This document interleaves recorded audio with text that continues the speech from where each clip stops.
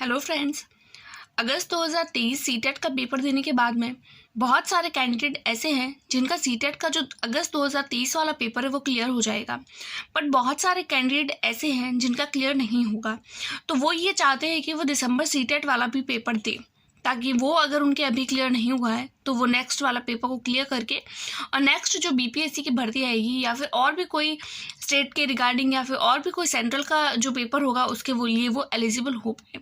या फिर इसके अलावा कुछ नए न्यू कैंडिडेट्स भी होंगे जो ये चाहते हैं कि वो सीटेट का एग्ज़ाम दे।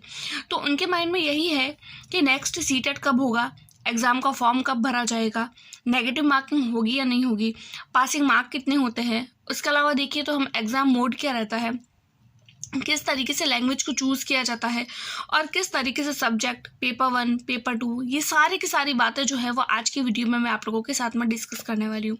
तो देखिए, सबसे पहले मैं आप लोगों को बता दूँ सीटेट 2023-24 कि ये पेपर जो है वो होगा कब, यानी कि लास्ट वाला हम लोगों ने जो पेपर दिया था वो हुआ था हमारे 20 अगस्त 2023 को। तो अब मैं अगर बात करूँ नेक्स्ट सीटेट की, तो देखिए जब हम बात करते हैं सीटेट की, अगर सीटेट साल में 2 बार होता है, यानी अगर जो पेपर सीटेट का ऑफलाइन मोड में होता है तो वो होता है हर बार साल में 2 बार। अगर ऑनलाइन मोड में होता है तो साल में होता है 1 बार। तो हम लोगों को पता है कि इस बार ऑफलाइन मोड पे हुआ है, ऑफलाइन मोड पर हुआ है, मतलब इस बार फिर से जो है वो पेपर होगा। लगभग पेपर होने के चांस जो है वो दिसंबर में है। अगर पेपर दिसंबर में नहीं हुआ तो कहीं ना कहीं चांस है कि पेपर जो है वो जनवरी में आप लोगों के हो जाएगा। वैसे तो 100% चांस है कि दिसंबर में हो जाएगा, दिसंबर में नहीं हुआ तो जनवरी में होगा। फिर अगर मैं बात करूं कि अगर दिसंबर में पेपर होगा तो इसके फॉर्म फिल कब किए जाएंगे, तो देखिए अभी सितंबर जाने वाला है और अक्टूबर आने वाला है। जब भी कभी फॉर्म भरवाए जाते हैं तो वो एग्ज़ाम से लगभग 2 या 3 महीने पहले भरवाए जाते हैं और हम लोगों को लगभग 1 महीने का टाइम दिया जाता है। तो लगभग चांस है कि फॉर्म जो है वो फिलअप आप लोगों के अक्टूबर मंथ में स्टार्ट कर दिए जाएंगे। उसके बाद में हम बात करें कि एग्ज़ाम कौन से मोड पर होगा, यानी हम लास्ट टाइम से देखते आए हैं कि पेपर जो है वो हर बार ऑनलाइन मोड पर होता है, लेकिन अभी जो 2023 वाला पेपर है वो ऑफलाइन मोड पर हुआ था।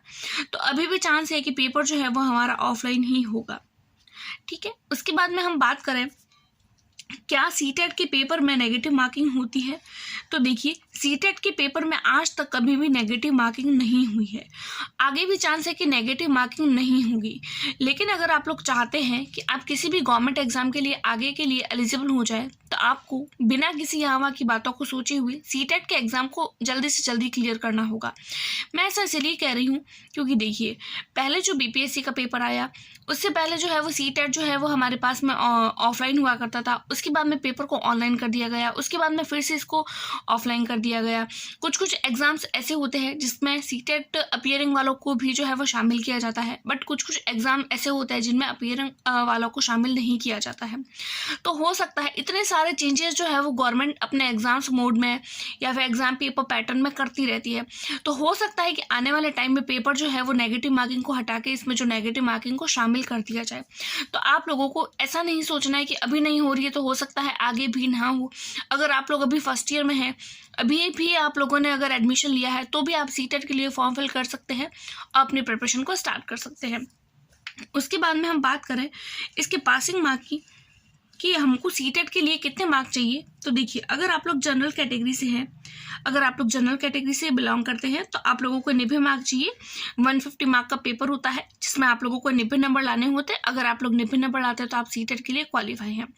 अगर आप लोग कैटेगरी से हैं SC ST और OBC कैटेगरी से तो आप लोगों को 82 मार्क लाने होंगे और आप लोग जो है वो सीटेट के लिए एलिजिबल हो जाएंगे, राइट। उसके बाद में अगर मैं बात करूँ पेपर का पैटर्न किस तरीके का होता है, तो देखिए सबसे पहले मैं बात करूँ पेपर 1 की, उसके बाद में मैं बात करूँगी पेपर 2 की। देखिए अगर पेपर 1 हो पेपर 2 हो, दोनों ही पेपर जो है वो 150-50 नंबर के होते हैं।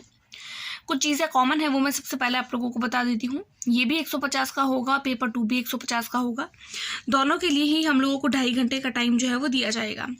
उसके बाद में देखिए ये तो थी इनमें कॉमन चीज़ें। उसके बाद में मैं बात करूँ पेपर 1 जो होता है वो फर्स्ट से लेकर 5th क्लास के लिए होता है। यानी कि अगर आप लोग पेपर 1 देते हैं तो आप फर्स्ट से लेकर 5th क्लास तक के जो गवर्नमेंट टीचर होते हैं उनके लिए आप एलिजिबल है।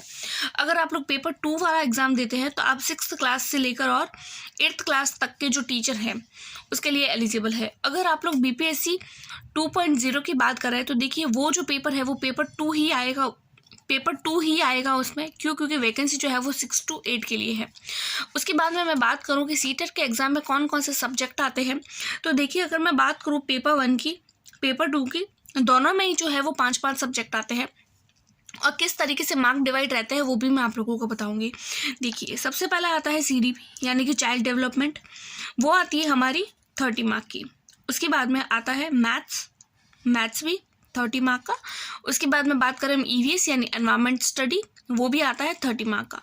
उसके बाद में हम बात करें लैंग्वेज 1 और लैंग्वेज 2 की, देखिए दोनों ही जो होती है वो 30 मार्क की आती है। इस तरीके से 5 सब्जेक्ट होते हैं और पाँचों मिला के जो है वो 150 मार्क हमारे बन जाते हैं। अब यहाँ पे L1 और L2 क्या है, तो देखिए अगर मैं बात करूँ L1 की, L का मतलब है language first, language 2। Language first कुछ भी आप पढ़ सकते हो, बहुत सारे लैंग्वेजेस जो है वो सीटेट के लिए जो है वो दी जाती है। आपको जो भी लैंग्वेज, हिंदी, इंग्लिश, संस्कृत, उर्दू, पंजाबी, जो भी आपको जो है वो सूटेबल लगती है, जो आपको आती है, आपकी जो भी कोलोकियल लैंग्वेज है उसको आप फिलअप कर सकते हैं। उसके बाद में हम बात करें पेपर 2 की, तो देखिए पेपर 2 में भी कुछ चीज़ें कॉमन होती है। अगर मैं बात करूँ CDP की, तो देखिए CDP पेपर 1 में भी आती है, पेपर 2 में भी आती है। इसमें भी 30 मार्क की है, इसमें भी 30 मार्क की है। उसके बाद में भी इसकी मैं कुछ कॉमन चीज़ें आप लोगों को बता देती हूँ।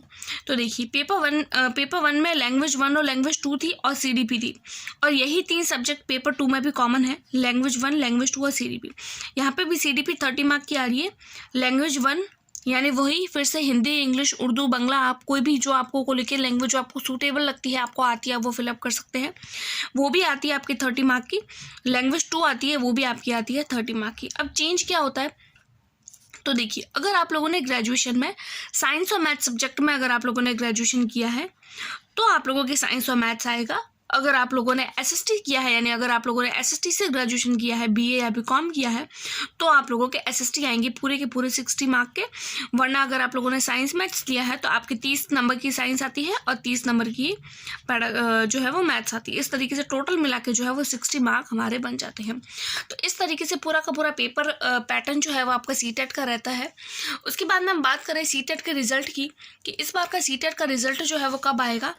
जो 20 अगस्त को पेपर हुआ था, तो हम लोगों को पता है कि सीटेट के रिज़ल्ट को लेकर, सीटेट का रिज़ल्ट जो है वो आपको 28 सितंबर यानी कि 28 सितंबर 2023 को आपका जो सीटेट का रिज़ल्ट है वो आ जाएगा।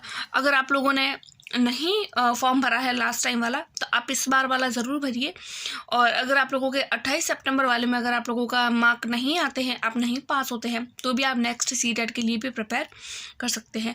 आई होप सो आपको मेरी जितनी भी इन्फॉर्मेशन है वो पसंद आई होगी। मिलते हैं नेक्स्ट वीडियो में, तब तक के लिए take care, bye bye, thank you.